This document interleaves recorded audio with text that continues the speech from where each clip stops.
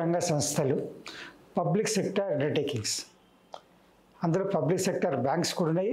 తర్వాత ప్రభుత్వ రంగ సంస్థలు కూడా అన్నీ ఎన్నో గవర్నమెంట్ మెజారిటీ షేర్ హోల్డింగ్ కానీ లేకపోతే టోటల్ షేర్ హోల్డింగ్ ఉన్న కంపెనీస్ ఎన్నో ఉన్నాయి. అవి అయితే వాటిల్లో చాలా కంపెనీస్లో ఇప్పుడు గత 2019-20 సంవత్సరం నుంచి అంటే 19 సంవత్సరం నుంచి చూస్తే చాలా కంపెనీల షేర్ ప్రైసెస్ షేర్ మార్కెట్లో ఆ యొక్క ధరలు విపరీతంగా పెరగడం జరిగింది. కారణం ఎందువల్ల అంటే ప్రభుత్వ రంగ సంస్థలు నష్టాల నుంచి బయటపడి ఒకప్పుడు వైట్ ఎలిఫెంట్స్ అంటే ఐరావతాలు అనుకున్న తెల్ల ఏనుగులు అనుకున్న సంస్థలు కూడా లాభాల బాటలు నష్టాలు పూరించుకొని లాభాల బాటలు పడడం ద్వారా ఒక మంచి ఫలితాలు చూపించడం, లాభాలు రావడం, ప్రభుత్వానికి డివిడెండ్లు ఇవ్వడం చేయడం ద్వారా ఒక ప్రభుత్వ రంగ సంస్థల యొక్క షేర్లు పెరుగుతూనే మనం చూస్తున్నాం. దాంట్లో ఈ జూన్ 4 నాడు అయితే ఎలక్షన్స్ రిజల్ట్స్ వచ్చాయో లోక్సభ ఎలక్షన్స్లో 10 సంవత్సరాలుగా ఎన్డీఏ గవర్నమెంట్ కూడా అదే గవర్నమెంట్ మళ్ళీ మూడోసారి ప్రభుత్వం ఏర్పరచడం ద్వారా ఆ పాలసీ కంటిన్యూటీ ఉంటుంది అని పెట్టుబడిదారులు నమ్మడం, అదే మాదిరిగా పాలసీ మేకర్స్ కూడా నమ్మడం, తర్వాత మేనేజ్మెంట్లో కూడా ప్రభుత్వం యొక్క ఇన్వాల్వ్మెంట్ అంటే జోక్యం తక్కువగా ఉండటం, బాధ్యతాయుతమైన మేనేజ్మెంట్, తర్వాత ప్రభుత్వం యొక్క సహకారం, బ్యూరోక్రసీ యొక్క అడ్మినిస్ట్రేషన్ యొక్క సహకారం, తర్వాత కమర్షియల్ అంటే వ్యాపార సంబంధించిన తొందరమైన నిర్ణయాలు తీసుకోవడం ద్వారా ఈ యొక్క మంచి ఫలితాలు సాధించడం మనం చూస్తున్నాం. అయితే ఈ మధ్య ఈ జూన్ 4 నుంచి ఇప్పుడు అంటే జూన్ ఇప్పటి వరకల్లా ప్రభుత్వ రంగ సంస్థల యొక్క షేర్ల విలువ 12 లక్షల కోట్లు పెరగడం జరిగింది. అదే జనవరి నుంచి ఇప్పటి వరకు 22 లక్షల కోట్లు పెరిగింది. దాంట్లో 12 లక్షల కోట్లు ఈ యొక్క జూన్ 4 నుంచి ఇప్పటి వరకు ఆ ప్రభుత్వ రంగ సంస్థల యొక్క షేర్లు ధర పెరగడం జరిగింది. అంటే ఇది ఎంతవరకు అంటే ఒకప్పుడు ప్రభుత్వ రంగ సంస్థలు అంటే కాయిలబడ్డ సంస్థలు, మూతబడ్డ సంస్థలు, నష్టాల బాటలో ఉన్న సంస్థలు, తర్వాత ఎవరు దాన్ని పట్టించుకోరు, ప్రభుత్వం ఖచ్చితంగా భరించాల్సిందే అనే పరిస్థితి నుండి అవి స్వయంగా తమ కాళ్ళ మీద నిలబడడం, వ్యాపారం నిర్వహించడం, ఉపాధి కల్పించడం, తర్వాత లాభాలకు తీసుకురావడం, ప్రభుత్వానికి పన్నులు చెల్లించడం, డివిడెండ్ చెల్లించడం కూడా చేస్తున్నాం. ఇది నిజంగా చెప్తున్నది ఒక మంచి టర్న్ అరౌండ్ మన ఆర్థిక వ్యవస్థకు, భారత ప్రభుత్వానికి మంచి టర్న్ అరౌండ్, అలాగే భారత ఆర్థిక వ్యవస్థకు కూడా మంచి టర్న్ అరౌండ్. అది అంటే ideal assets are becoming ideal assets. ఈ విధంగా పెరిగిన కొద్దీ ఉదాహరణకు తీసుకుంటే హిందుస్థాన్ ఏరోనాటిక్స్ విలువ ప్రస్తుత విలువ 3,68,000 కోట్లు. దాంట్లో 1,80,000 కోట్లు మనకు జనవరి నుంచి పెరిగిన ధర. అదే మాదిరిగా IRFC Indian railway finance corporation 2,80,000 కోట్లు. ఈ యొక్క జనవరి నుంచి పెరిగిన విలువ 1,53,000 కోట్లు. LIC 6,70,000 కోట్లు ప్రస్తుత మార్కెట్ విలువ. దాంట్లో ఈ జనవరి నుంచి పెరిగిన విలువ 1,43,000 కోట్లు.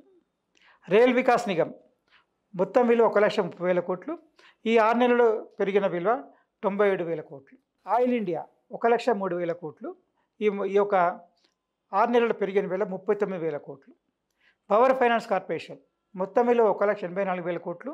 ప్రస్తుతం పెరిగిన విలువ ఇంచుమించు 1,00,000 కోట్లు. కొచ్చిన్ షిప్ యార్డ్ మొత్తం విలువ 72,000 కోట్లు. ఈ యొక్క 6 నెలలు పెరిగిన విలువ 24,000 కోట్లు.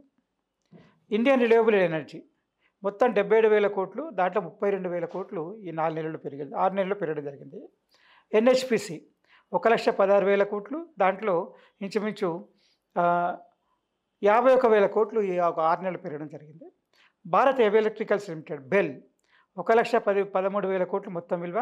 దాంట్లో ఇంచుమించు 70,000 కోట్లు ఈ యొక్క 6 నెలలు పెరగడం జరిగింది.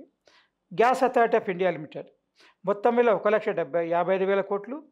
దాంట్లో ఇంచుమించు 90,000 కోట్లు ఈ 6 నెలలు ఈ యొక్క ప్రభుత్వ రంగ సంస్థల యొక్క ధరలు పెరగడం జరిగింది. దీనివల్ల ఏమవుతుందంటే ఈ ప్రభుత్వ రంగ సంస్థల యొక్క ధరలు ఈ 6 నెలల లోపలే ఇంచుమించు 24 లక్షల కోట్లు మనకు ధరలు పెరగడం మనం చూసాము. ఇంచుమించు 22 లక్షల కోట్లు పెరగడం చూసాము. అదే మాదిరిగా ఈ జూన్ 4 తర్వాత ఈ యొక్క కేంద్ర ప్రభుత్వం మూడోసారి ప్రభుత్వము ఏర్పరిచిన తర్వాత ఆ 22 లక్షల కోట్లు 12 లక్షల కోట్లు ఇవి ఒక నెల 15 రోజుల పట్లనే ఒక ప్రభుత్వ రంగ సంస్థల యొక్క షేర్ విలువ పెరగడం మనము చూస్తున్నాము.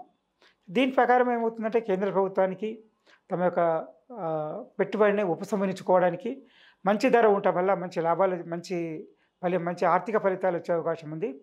అదే మాదిరిగా ప్రభుత్వానికి కూడా ఇంతకుముందు ప్రభుత్వం ఎప్పుడు కూడా పెట్టుబడుల ఉపసంహరణకి అనుకున్న లక్ష్యాలు సాధించే పరిస్థితి ఉండేది కాదు. గత 5-6 సంవత్సరాల నుంచి కూడా పెట్టుబడుల ఉపసంహరణ లక్ష్యాన్ని చాలా వరకు సాధించడం జరగలేదు. ఎందుకంటే ధరలతో కంపెనీ యొక్క పనితీరు బాగా లేకపోవడమో, లేకపోతే పెట్టుబడులు ఆకర్షించలేకపోవడము ఇలా ఉండేది.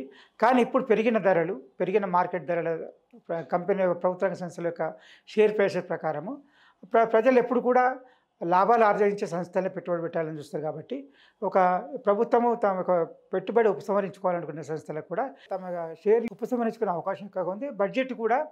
బడ్జెట్లో ఏదైతే అనుకుందో ఇంత మనకు పెట్టుబడి ఉపసంహరణ ద్వారా ఇంత డబ్బు రావాలని చెప్పని ఆ యొక్క లక్ష్యాలు కూడా ఛేదించే అవకాశం ఉంది. తర్వాత ఇంకొక విషయం ఏమిటంటే మనకు అన్నిటికంటే ముఖ్యమైన విషయం ఏమిటంటే ఈ యొక్క ప్రభుత్వ రంగ సంస్థల యొక్క పెట్టుబడుల ఉపసంహరణ ప్రభుత్వం ఉపసంహరించుకుంటే మనకు వ్యాపార నిర్ణయ సంస్థలకు ఎలాంటి పరిస్థితి ఉండబోతుంది అనుకుంటే ప్రభుత్వ రంగ సంస్థలు ప్రతి ప్రభుత్వ రంగ సంస్థ కూడా కనీసం 5,000 మందికి ఉపాధి కల్పిస్తుంది. ఇప్పుడు ప్రభుత్వము తమకున్న పెట్టుబడులు అంటే 100%, 90%, 80%, 85% ఉన్న షేర్లు ఒక 5%, 10% తగ్గించుకొని ఒక మెల్లిమెల్లిగా తమ యొక్క షేర్ హోల్డింగ్ని 51%కు తీసుకొచ్చే ప్రయత్నం చేస్తుంది. అంటే దాని ద్వారా ఏంటంటే ప్రైవేట్ రంగం యొక్క మేనేజ్మెంటు, ప్రైవేట్ రంగం పెట్టుబడి అదేక బాధ్యతమైన మేనేజ్మెంట్ ఉండాలని కేంద్ర ప్రభుత్వం ప్రయత్నిస్తుంది. అదే మాదిరిగా కేంద్ర ప్రభుత్వం యొక్క ప్రయత్నం వల్ల ప్రభుత్వ జోక్యం తక్కువగా ఉండటం వల్ల సమయానుకూలంగా వ్యాపార నిర్ణయాలు తీసుకోవడం, అదే మాదిరిగా బాధ్యత మేనేజ్మెంటు ఇవన్నీ చేయడం ద్వారా మా ప్రభుత్వ రంగ సంస్థలన్నీ కూడా లాభాల పట్టడం ద్వారా కంపెనీల యొక్క షేర్ల విలువ పెరగడం, లాభాలు వచ్చినప్పుడు ట్యాక్సులు కట్టడం, ప్రభుత్వానికి డివిడెండ్ చెల్లించడం, ఈ విధంగా ప్రభుత్వ రంగ సంస్థల యొక్క ఒకప్పుడు వైట్ ఎలిఫెంట్ అనుకున్న సంస్థలన్నీ కూడా లాభాల పట్టడం అనేది శుభ పరిణామము. ఇది మనము ఒక విధంగా ధర పెరిగినప్పుడు మనం కూడా ఏంటంటే ప్రభుత్వం డిజిన్వెస్ట్మెంట్ పెట్టుబడిని ఉపసంహరించుకున్నప్పుడు ధర తగ్గే అవకాశం ఉంటుంది అని చెప్పని ఉంటుంది. కరెక్టే, తగ్గే అవకాశం ఉంటుంది. కానీ ప్రభుత్వానికి ఇన్ని సంవత్సరాలు పెట్టుబడి పెట్టి ఆలస్యంగా ఆగినందుకు దీర్ఘకాల పెట్టుబడులకి మంచి ఆర్థిక ప్రయోజనం చేకూరే అవకాశం ఉంది. ప్రభుత్వ రంగ సంస్థలన్నీ కూడా ఇప్పుడు చెప్పిన సంస్థలన్నీ కూడా లాభాలతో ఉండటం, తర్వాత ఆర్థికంగా పటిష్టంగా ఉండటం, తర్వాత ప్రభుత్వం యొక్క ఆర్థిక సహాయ సహకారాలు అందించడం, ఇవన్నీ కూడా మనకు ప్రభుత్వం ఏవైతే ఒకప్పుడు ఐడియల్ ఎసెట్స్ అనుకున్నామో అవన్నీ కూడా ఐడియల్ ఎసెట్గా మారడం, లాభదాయకంగా మారడం కూడా మంచి శుభ పరిణామము. ఇక్కడ ప్రభుత్వ రంగ సంస్థల యొక్క షేర్లు అనేసరికి ఇంతకుముందు గత 30-40 సంవత్సరాల నుంచి చూసినప్పుడు కూడా కొన్ని కంపెనీ షేర్స్ ఫేస్ వాల్యూ కూడా తక్కువగా ఉండేది. ఫేస్ వాల్యూ తక్కువగా అమ్ముడు ఉండేది. ఫేస్ వాల్యూ కంటే కొంచెం ఎక్కువ ఉన్న ₹10, ₹20, ₹30 కంటే ఒక పెరిగేది కాదు. కానీ ఇప్పుడు ఒక 2-3 సంవత్సరాలు చూస్తున్నాము. ప్రతి ప్రభుత్వ రంగ సంస్థ పిఎస్యు కానీ, ప్రభుత్వ రంగ సంస్థ బ్యాంక్ కానీ, పబ్లిక్ సెక్టర్ బ్యాంక్స్ కానీ ప్రతి షేర్ కూడా ₹10 షేరు 40, 50, 60, 70, కొన్ని షేర్లు 200 కూడా పెరిగిన షేర్స్ మనం చూస్తున్నాము.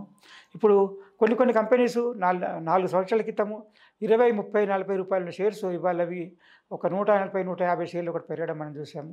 అంటే ప్రభుత్వ రంగ సంస్థల పనితీరు పైన పెట్టుబడిదారులకు నమ్మకం పెరగడం అనేది శుభ పరిణామం. అదేవిధంగా ప్రభుత్వ రంగ సంస్థలు కూడా బాధ్యత మేనేజ్మెంట్తో అధిక ఆర్థికమైన ఫలితాలు ఇవ్వడము, ఆర్థిక విధంగా చేయడంతో ఉపాధి కోల్పోకుండా చూడటము, ఆ సంస్థ నిలబడటము అనేది కూడా ఒక మంచి శుభ పరిణామము.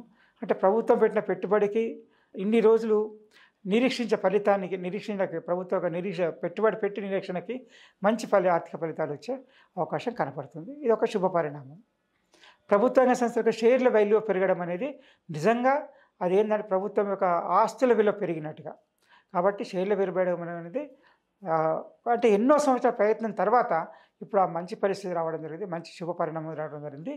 దాని ద్వారా ఈ యొక్క ప్రభుత్వ రంగ సంస్థలు ప్రైవేట్ సంస్థలకు కూడా ఒక రోల్ మోడల్గా తయారయ్యే అవకాశం ఉంది.